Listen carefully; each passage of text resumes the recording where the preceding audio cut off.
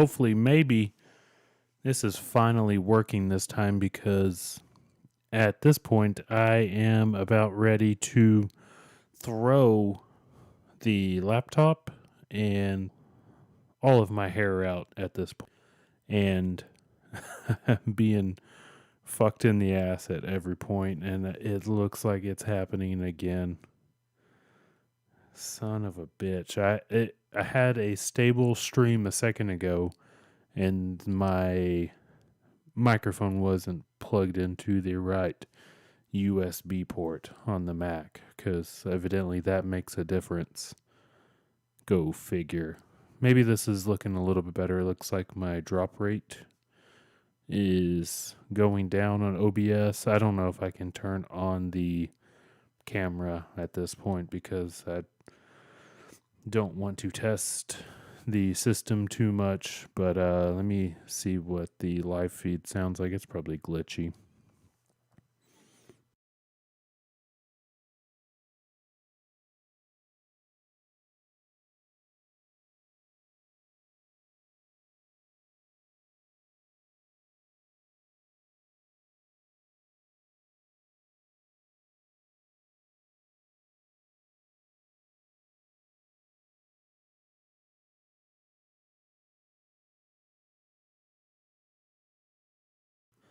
Okay, let's see what's happening with this. Is anybody out there? Thumbs up, thumbs down. A comment would be okay if anybody can hear this before I start rambling on, because I have some pretty fun information to cover, and I'd rather.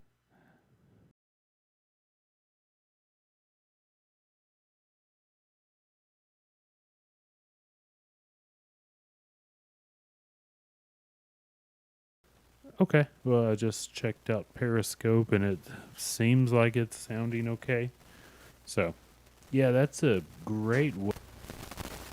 And last time I put one out, it was a couple days ago, and I listened to it, and not my best work. So let's talk about what this show is going to be about. And there is a call-in number. It is 325-732-5343. You can see it right there. I'd pop on the video of me. I'm even dressed up. I like to look kind of professional for the streaming stuff. But good times.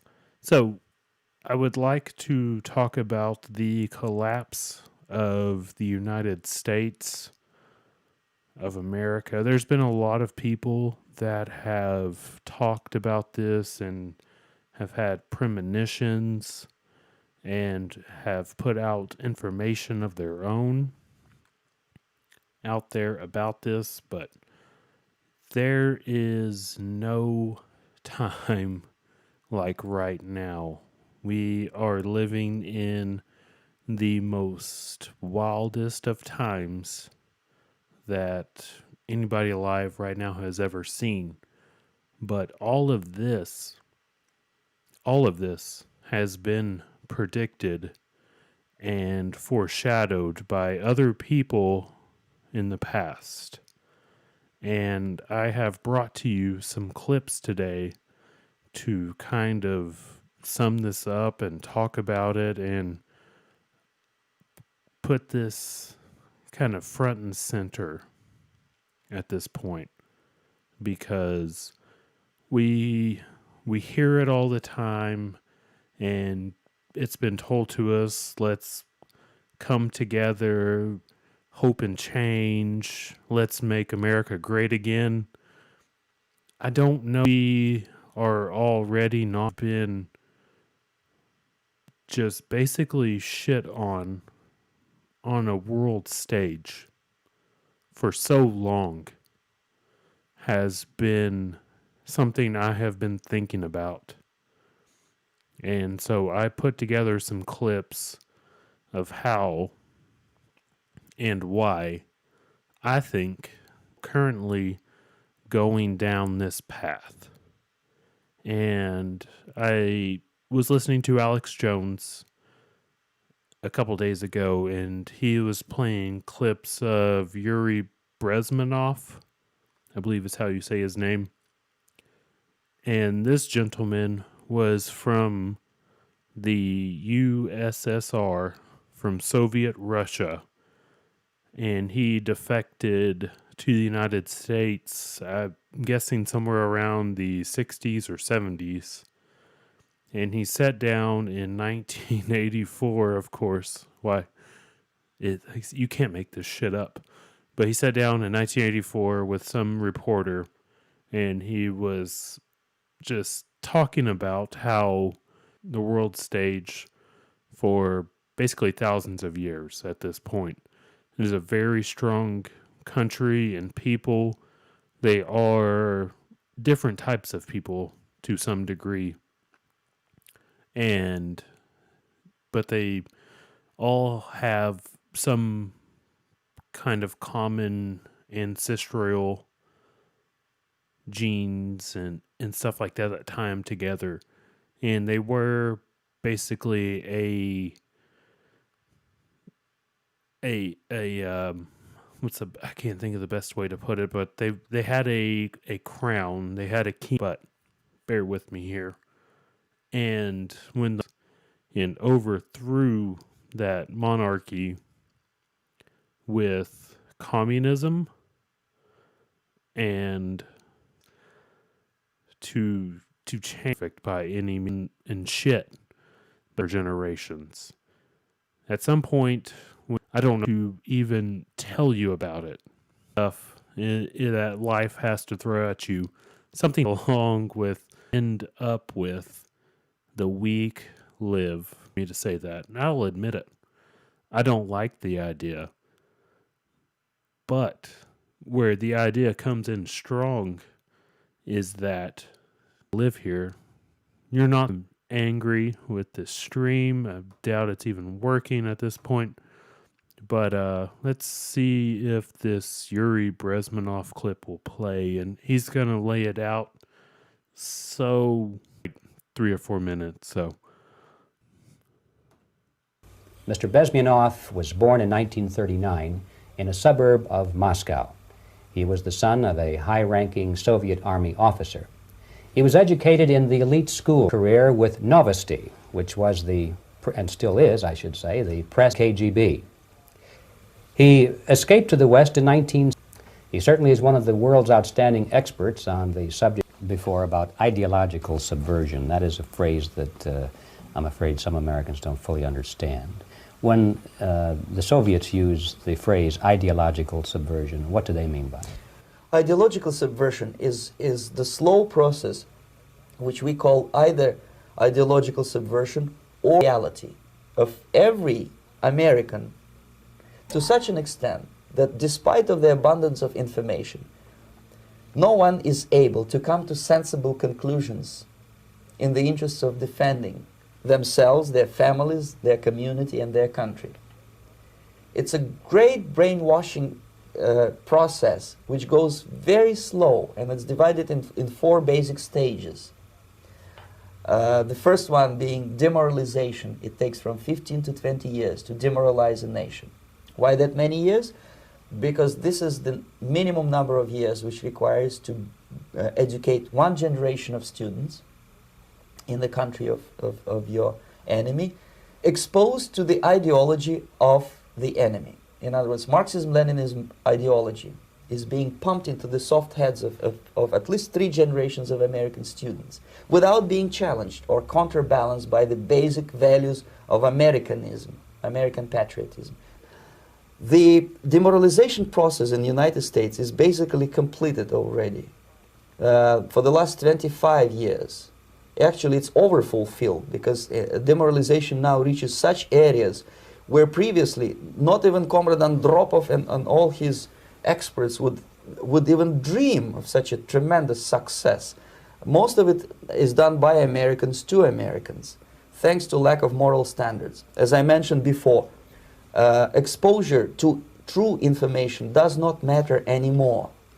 A person who was demoralized, proof with documents, with pictures, Even if I take him by force to the Soviet Union and show him concentration camp, he will refuse to believe it until he is going to receive a kick in his fat bottom.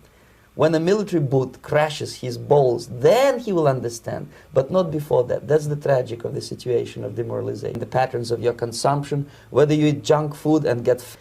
what matters is essentials: economy, foreign relations, defense systems.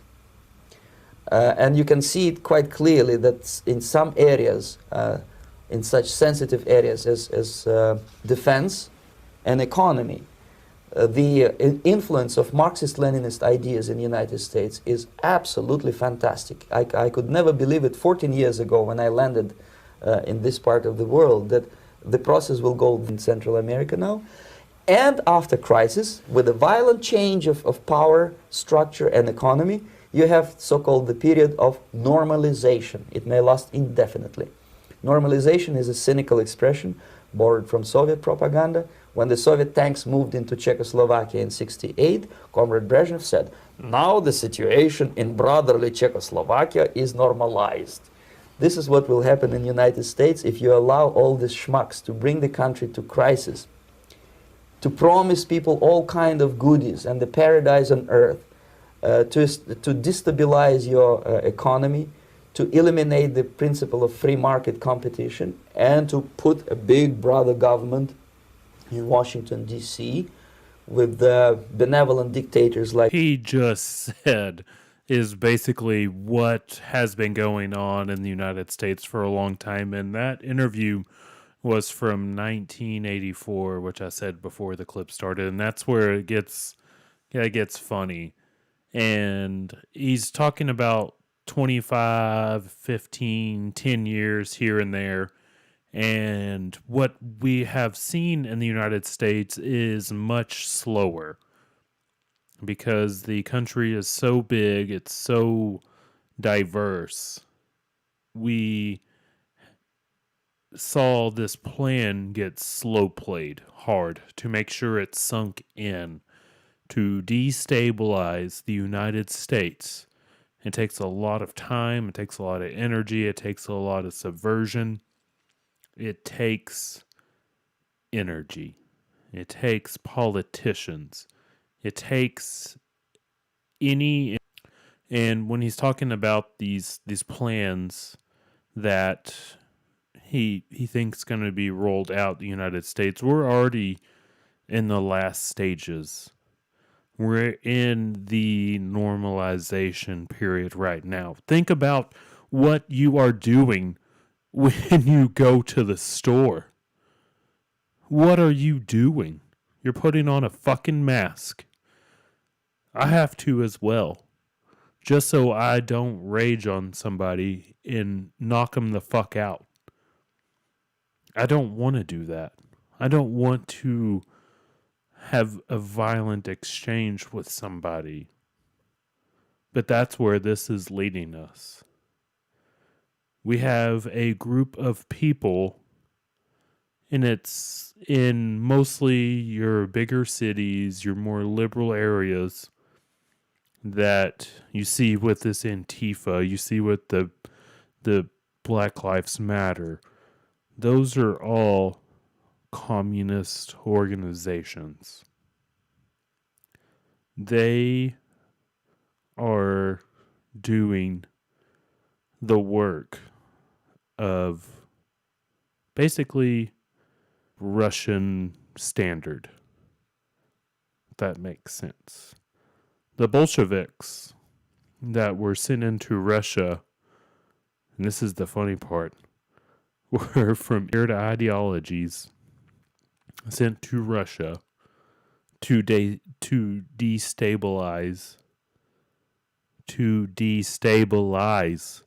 that area. Sometimes it is very peaceful and it is very normal if you live in an area like myself. But that is not going to last forever. I don't want to lay out this plan or this idea and make it seem like it's going to happen tomorrow. because as Yuri was just talking about, these plans take years. And when you think of the globalists, people that make plans for the future beyond their lifetime, beyond their kids', their grandkids' time frames. This is plans for the future of humanity. And that's where they got us kind of caught up, because a normal person thinks of their lifetime or their kid's lifetime. But it's talking about and what other people are talking about. But I'm telling you that I believe this plan is coming very, very close to fruition. With Bush Jr., Obama, and then now possibly Trump. And he's the part I don't know how that fits into that yet. So we're going to leave him off to the side for now. We're just going to talk up to Bush Jr. and Obama for right now. And then maybe towards the end of this, if we have time, we'll kind of maybe get into Trump. I don't, he's the part of this that doesn't quite make sense to me. But this plan, nevertheless, is still fulfilling itself. And if you don't think it is, I would just say look around. There was videos on Twitter that look like they were made in an art class. This is all manipulation by the mainstream media and the government to make you think that there is a war, so you will make it be a war. It is the most diabolical plan ever set out against humanity. And I'm going to play another clip here in a minute. It is from a Black Lives Matter speech in Chicago. So a couple weeks ago, not sure when this speech happened. It looked like it was kind of recent, but so a couple weeks ago, this is what the media does. They put out, there was a report that the Chicago PD shot a kid running away, didn't have a gun. They shot him in the back and killed him. All this other bullshit, but come to find out it was an adult and nothing was wrong with this killing by the police, which, it sounds weird. But or it wasn't. I don't think it was a killing. I think he was wounded. He went to the hospital, and I think he's alive. But it was put out by the media in the local area of Chicago that it was a kid that was killed, and so there was a lot of looting happening. I'm sure you've already heard about this. They had to pull up the bridges to downtown Chicago, where the Miracle Mile, whatever. Where the fuck is a bunch of shopping stores and all of that stuff just started getting looted. Sorry about the nasally stuff, but it's alive. But they were starting to loot this area and pillage it, and there was people arrested for this. And Chicago's just been a shitbed of violence. I just got a text earlier today that over this past week or this weekend, there's been 43 people shot in Chicago and 4 dead. This is what I'm trying to build to. The point I want to make is that but what I'm really thinking is a civil conflict times 20. A civil war quantifies as 1,000 people a year killed by combatants, which I would almost say we're there, but I would definitely say we are quite over 25 people dying a year by other people because of one reason or another. So I got a couple clips here to support this, and then we're going to get into the economic reasons that are going to make this more ratcheted up. Let's keep it on the racial stuff, and let's check out this this black lady in Chicago thinking that the mayor with the 7 head needs to support the black people there while they're pillaging and rioting and looting. Check it out.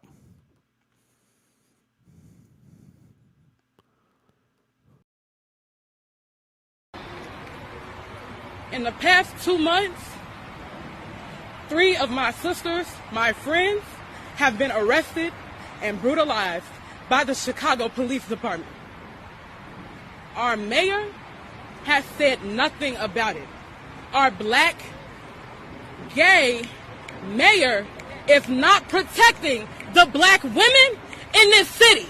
I have a personal problem with that. Alicia was arrested during the first protest downtown. Miracle had her teeth knocked out of her mouth. Alicia was thrown on the ground and beaten by several officers. These are women that we are talking about. These are women that are not committing any crimes except for exercising their First Amendment right to speak their voice. We're speaking out against injustice, systemic racism, police brutality. We're sick of our brothers and our sisters dying in our communities. And the only thing that the mayor can do is sick her dogs on us, is beat us, is arrest us, is steal our lives from us. She's cut off the north side, completely cut off the north side. Let's just talk about the simple ways that we're being disserviced. Because all of the exits are blocked off on any given day, it takes an hour and 30 minutes to get from the south side of Chicago to the west side of Chicago on the expressway. You are creating problems in black and brown communities to protect white people, and it shows. Like, we see you. We really see you for who you are. You're not fooling anybody. The answer to people fighting against the policies that you are putting in place is not to rob them of their right to vote, Lori. You can't just throw felonies on everybody for speaking their mind. Chandrick has not been processed. He has not been released. We've been here for 12 plus hours, and she still has said nothing. Nothing to the community, nothing to the black organizers who were brutalized. We haven't heard anything. This is unacceptable. This is our city, and we're taking this shit back, point blank, period. End of discussion. We have demands, and they need to be met, and I feel like I've been saying this too much. We're not asking you anything. We're telling you what's about to happen with your permission or not. I don't want to come out here again. I don't want to have to do this again.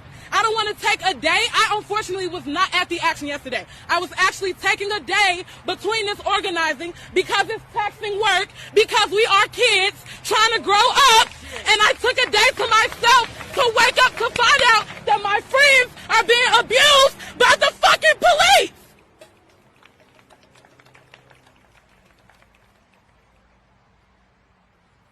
You can listen to us, or you can get ran over. And that's all I have to say. Wow. See, that is the stuff I am talking about. It is a privileged, it is a thought process that is not for the collective by any means. The Black Lives Matter people that are pushing this so hard are either radicalized black people or just soy boy libtard white people.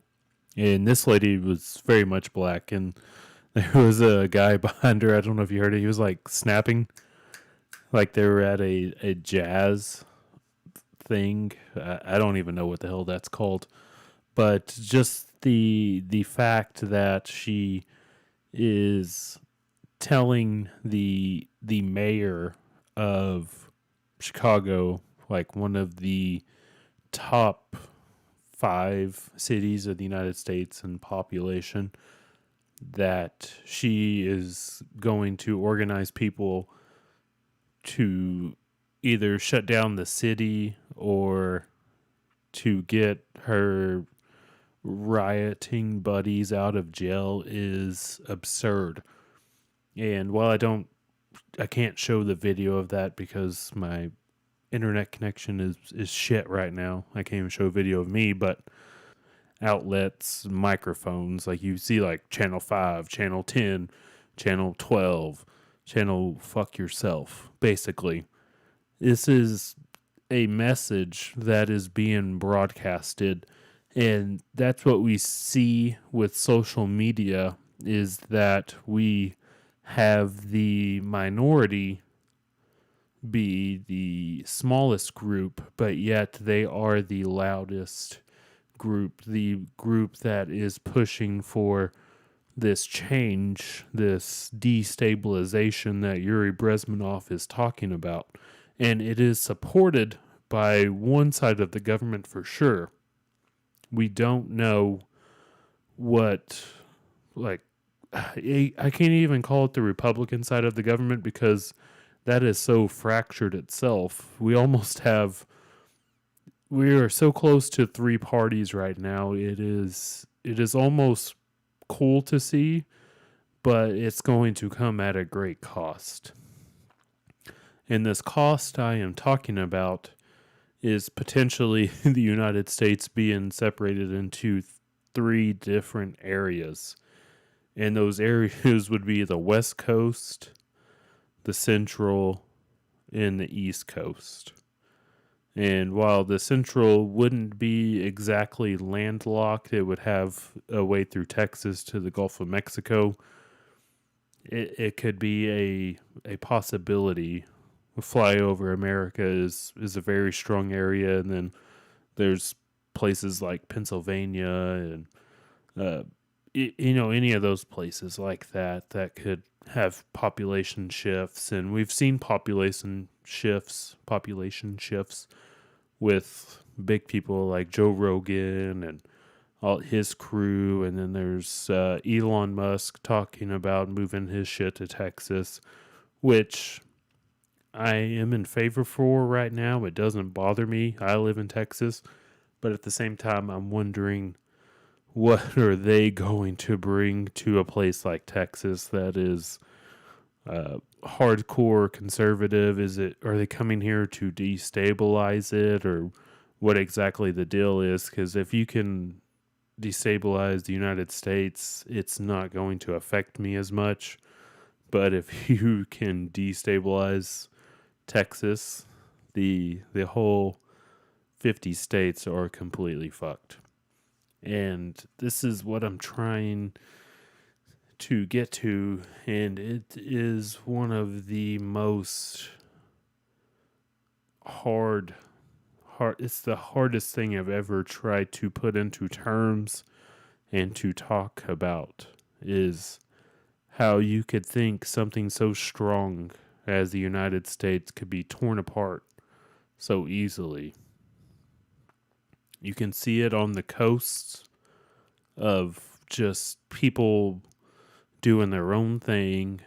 They promote things like abortion. They promote things like a UBI. They promote things like reparations. That it is not going to fly in this country. There's no way to make things like this happen. If you ask for unreasonable things, you're never going to get anything back. You're just going to be pissed. And when we see this election coming up under the pretenses of COVID and trying to do universal mail-in voting, there's no way it'll ever work. And it's not supposed to work. That is such the funny part about this, is that it's not supposed to work. It's supposed to cause chaos. And all of this stuff I've played so far, which I think is only 2 clips, is supposed to be about chaos. And let's not forget about George Floyd coming up. Derek Chauvin has not went to a trial yet, and he has been overcharged. I might have said this before on the podcast, and forgive me if I have, but with that body cam footage that came out a couple weeks ago, it does not show the intent to commit murder to a person that is probably not even there, as far as he's not a real person. But set that aside. He was a person that was supposed to be drugged up on fentanyl. He had COVID-19, all that dumb shit. And when they got him out of the car, he was already saying he can't breathe. And then he all of a sudden just kneeing on his neck kills him. And then he had the longest funeral ever. And he had fucking COVID. Think about whenever Derek Chauvin gets let off of those charges. You thought you saw cities burn for George Floyd, who's not even a real person? Imagine when Derek Chauvin does not get charged for the crimes he supposedly committed. This country is going to flip the fuck out. There's no way around that. I don't know when that trial is set. I have not seen anything about it yet. But it is going to cause mayhem and destruction we've only barely seen. Because the conservative people are so pissed right now by watching Antifa and Black Lives Matter on the streets out there just fucking shit up. And then you mix in the COVID stuff. They probably don't have as many jobs as they used to. And they don't have anything else to do. They don't have money. They don't have food to feed their kids. And then Derek Chauvin's going to get let off, which is going to send the communist left into a spin. And you have these conservatives over here just waiting for something to give their life a meaning while they're getting unemployment. They're barely scratching by. They have guns.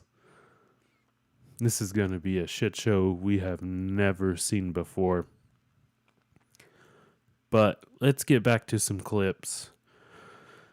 I have another clip over here of what kind of spills into some of this narrative I've already been talking about when it comes to the fall of America. Oh, geez. Let me see if I can figure out which one is the right one here. I think this is it. I should have labeled these a little better. Let's see if this is the right one. Armed militias reportedly on the rise, driven by xenophobia and racism, but also by fear of government itself. I think what the government gives, the government can take away. Even for those not driven to pick up arms, the anger seems palpable in America. By show of hands, how many of you would say that you're mad as hell about all the stuff that's going on? It's almost all of you. The examples of regular citizens lashing out at each other fill our news feeds every day. That's not how we drive in America. Trump's supporting your illegal cousins today. Real examples of violence motivated by hate. I feel that we are in pre-Nazi Germany. Or just plain threatening talk. I had someone say to my face that they were glad that the Las Vegas shooting happened to country music fans because maybe then that segment of the population would appreciate gun control measures. And politicians seemingly eager to tap into that simmering anger. There is an inferno raging in Washington. We've got the deportation bus. It's going to fill this bus with illegals to send them back to where they came from. Writing in the Walrus magazine this month, Stephen Marsh says the United States shows all the warning signs of impending collapse and suggests Canada get ready for the next American Civil War. Does he really think it's come to that?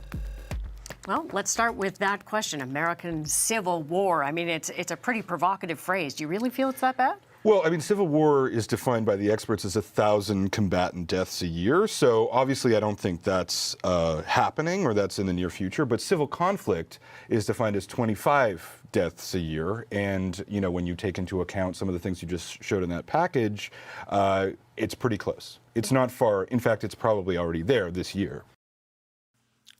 Boom. There it is. That is a report from CBS Canada, and they are talking what I am talking about, and that's from a couple months ago. So they didn't even capture some of the stuff we got going on right now. And while the riots have died down, it has chilled out a little bit.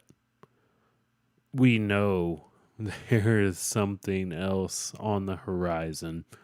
And while we hear a report like that kind of captures a little bit of everything, there are also people on the left that are just making the most ridiculous claims of Donald Trump is doing this, he's doing that, which if you're listening to the show, you're already very much aware of. So I got another clip here from a guy named Leonard. I don't remember his last name, but he is from one of those, just another left-wing propaganda arm of the state. And damn it, I wasn't supposed to say. And he is talking to a reporter from Bloomberg, Quick Take, some shit like that. He's going to basically tell you that everything is shit and that there should be a civil war. And this is a person that is hard left. So let's check out what he has to say. Leonard, I'd love to start with you. I'm wondering if you can talk our audience a little bit through your thesis in your most recent opinion piece for the Herald. Yeah, that was a piece theorizing that we may be facing the end of the end of America, which is, not a topic that you would ordinarily think of intuitively for the 4th of July, but it felt like something that needed to be discussed. Essentially, what I was doing in that piece is dealing with the fact that as a nation, we are coming apart in a lot of ways. And I think none more critically than the fact that we are coming apart interpersonally. We're coming apart in the sense that as Americans, by a number of measures, we simply don't like each other that much. And it's hard for me to conceive, forgetting the economic pressures, the racial and unrest, the facts optional society that we find ourselves in, all these other factors that are pressing on us, the obstructionist Congress, all those other things. Putting those things aside, I just find it hard to understand how a nation of people who don't like each other go forward as a nation. So what I wanted to do was write about the idea that we are facing an existential threat fanned by our current president. And boom, there it comes out. It's always about the president. It's so strange how a position that was never supposed to matter much is so fucking important to anybody on the left. It's always orange man bad, school game politics. And what I did on the last show, what I was trying to capture was that the politicians, they boil everything down to the simplest terms, almost as if they think Americans are basically puppets or trolls, or that we can't think for ourselves. At the DNC convention, and I hate to go politics, I'm very sorry, but they say he's bad and he's yellow or orange and he's fat and what the fuck are we doing? This is a complete gaslighting. And I think I said that in one of the takes of the show. I don't know if that was the one that actually put out or not. But they just boil it down to going. People are told they can't vote by mail. The idiots, that think that that's a good idea. And if you're listening to this and you think it's a good idea, I urge you to reconsider that idea. There's a thing called absentee voting, and there's a thing called universal mail-in voting. Do some research on that. And do research on anything. I beg you. I cannot ask enough. Anything I'm talking about, please do your own research. I'm just telling you what I think and what I'm finding. And the clips that I pull is what I think sounds good. I'm not here to tell you to do one thing or another and think this way or think that way. That's the last thing I want, is to influence you in a certain way. I want you to think. And if you want to call in, and I know it's late, it's 11:30 my time, but if you want to call in, you can call in 325-732-5343. It's a Skype number. It will cost you just whatever you pay for your own phone plan, and it will come here to me on my computer, and we can talk about some of the shit I've already talked about. If not, I'm just going to keep on rambling through a couple more clips here. This is no doubt one of the longest shows I've ever done by myself. And while we keep on talking about the fall of the United States, we've kind of talked about the social tensions and that kind of stuff. And I pulled some clips talking about the economy, the economic ramifications. Sorry, that was a yawn and a burp. That sounds terrible. But these economic ways to force a civil conflict or civil war are just another cherry on top of this situation we are looking into, because once COVID just keeps on going, it keeps on bearing down on people without jobs, and this is mostly going to affect people in blue cities like Los Angeles, New York. You have these high volume amount of people. It's going to turn some of the most liberal people into almost, I wouldn't say quite conservative, but they're going to want to fucking feed their family, to get a haircut, to get out, to do something resembling life. And that's all we want to do, is have a life. So I pulled a couple clips about that, and one of them is about the housing bubble. Much like 2008, we are kind of creeping up on something like this. People are not able to afford their mortgages, unfortunately, and that could cause a housing collapse. It is a system built on debt and fraud and bullshit. But let's play this clip, and it can give you a little bit more information than I can, so let's check it out. In the United States, a house was a necessity for every family. It was a need. But in recent decades, the elites have turned houses into speculative assets. Because of this, it's now possible for people to bet on houses, just like the stock market. And this is what is marking the prices of houses very unstable.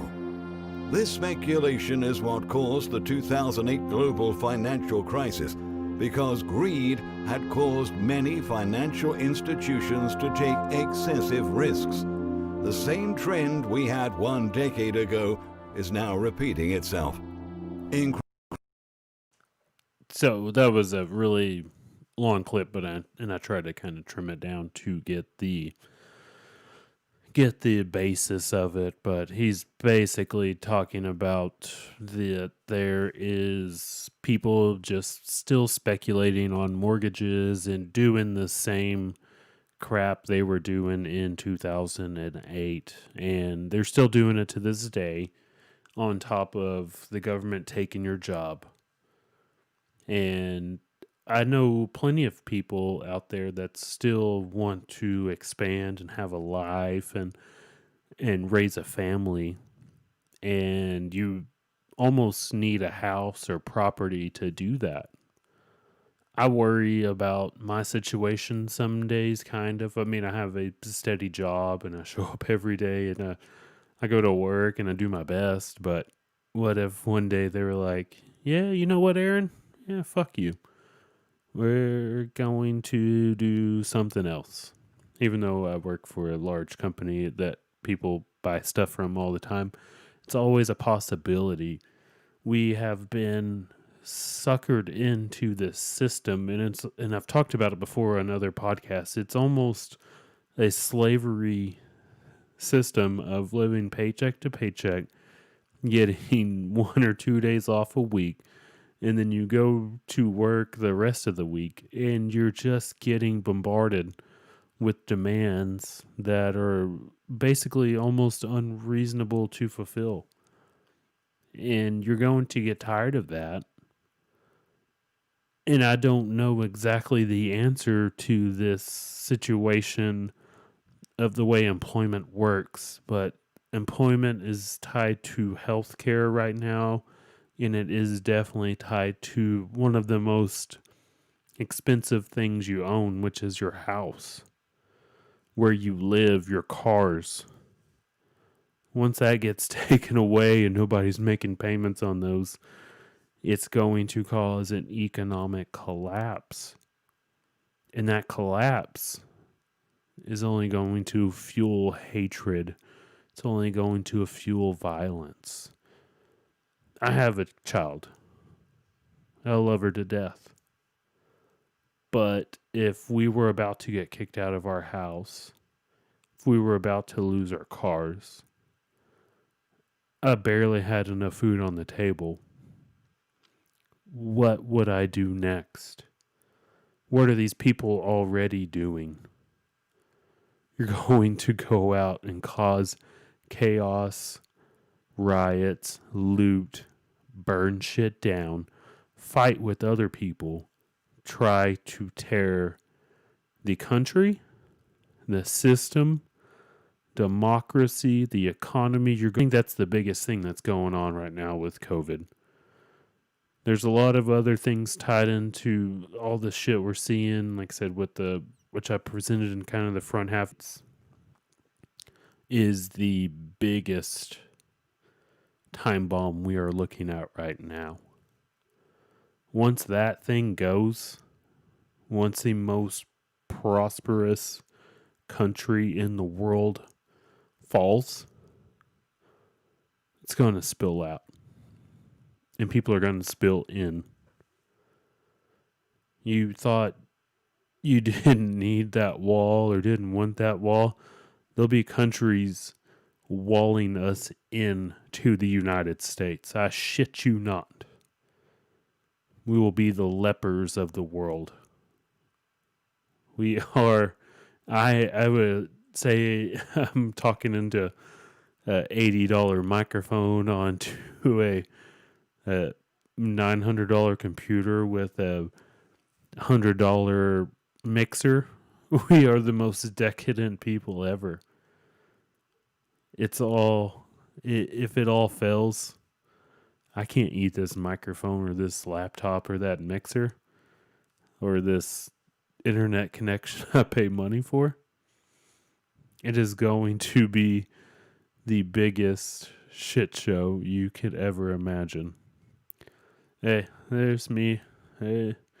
I turned the video back on. The internet connection was looking kind of decent right now. But, oh man, I should have taken some of these clips off of the board here.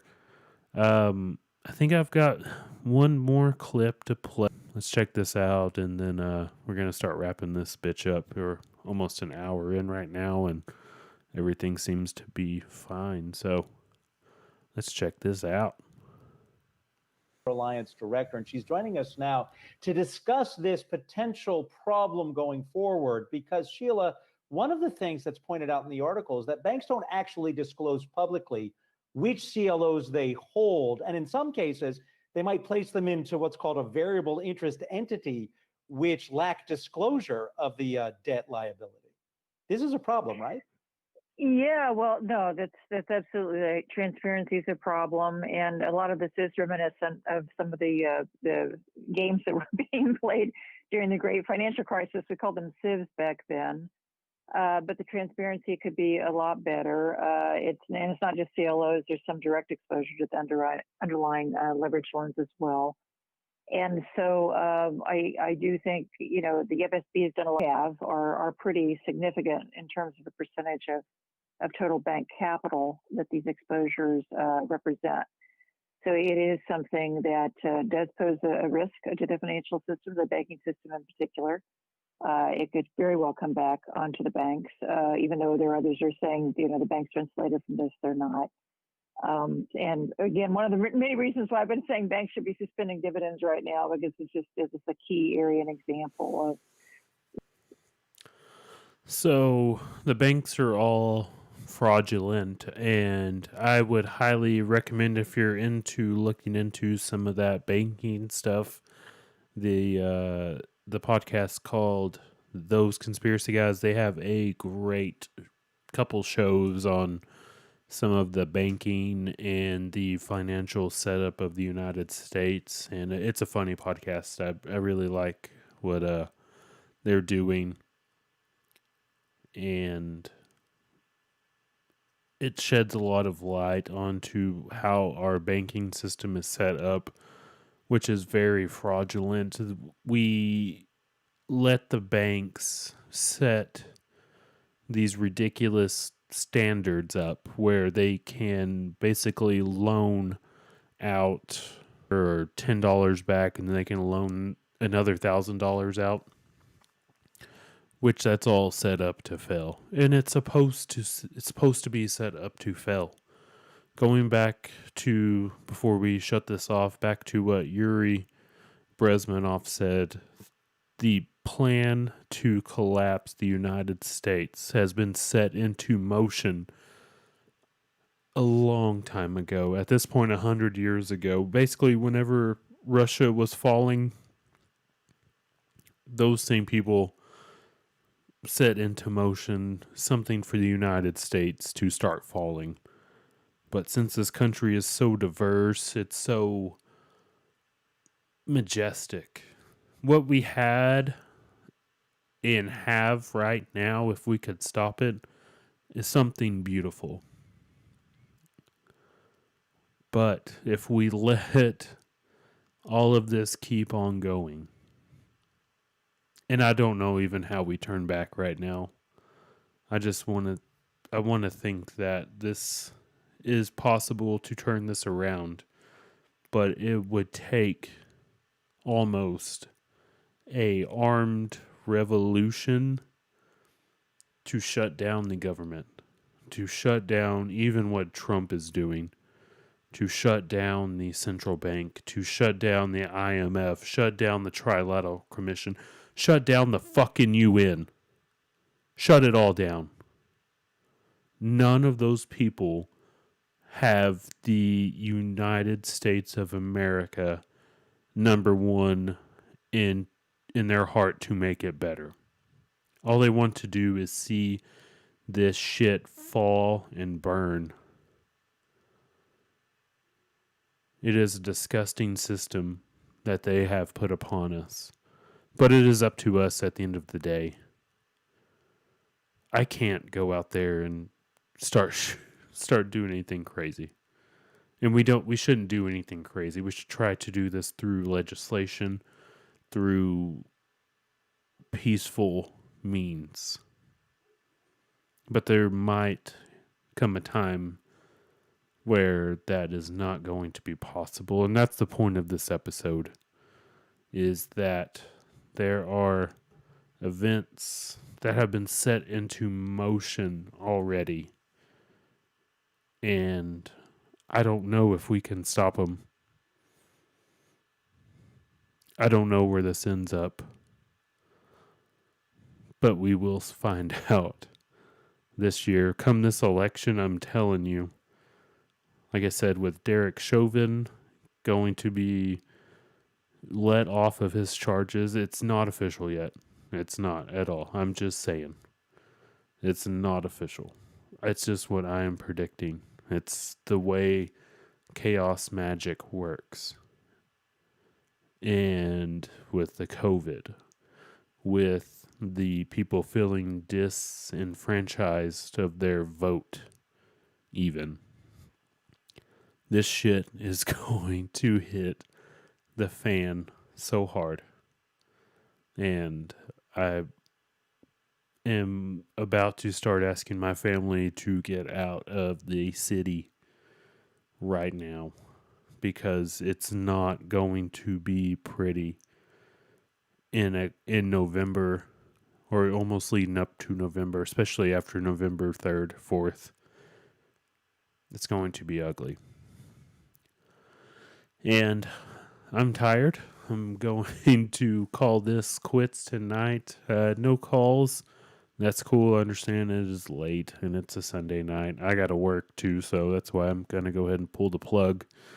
But next episode, I want to dig into maybe the possibility of something like an asteroid or Planet X or Nibiru, some crazy shit like that. I'm going to pull some clips and get some stuff set up. It might take a couple extra days because that is a heavy task to try to wade my way through and figure out all of that and present a decent show on.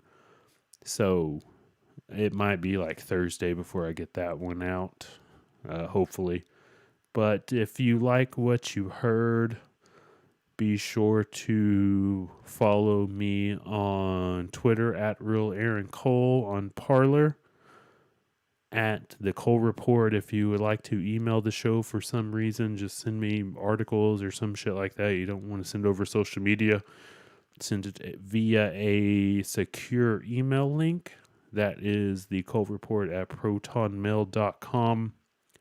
And as always, you can check out these rebroadcast of the show. I'm going to clean them up a little bit and change the audio. And on this one, I don't think I did ums and but and that silly shit quite as much. So it should be a pretty easy one to clean up and get out soon. You can check out this on a podcast app anywhere or on YouTube Live and Periscope. And hopefully we can get these kind of on a set day. I was thinking 3 times a week, but if I do deep kind of pulls and clips and stuff, it might take a few more days. And the internet is always a wash. So I do appreciate y'all listening to the show. Be safe and don't listen to me. Find your own truths. I'm just trying to point you there. Peace, everybody.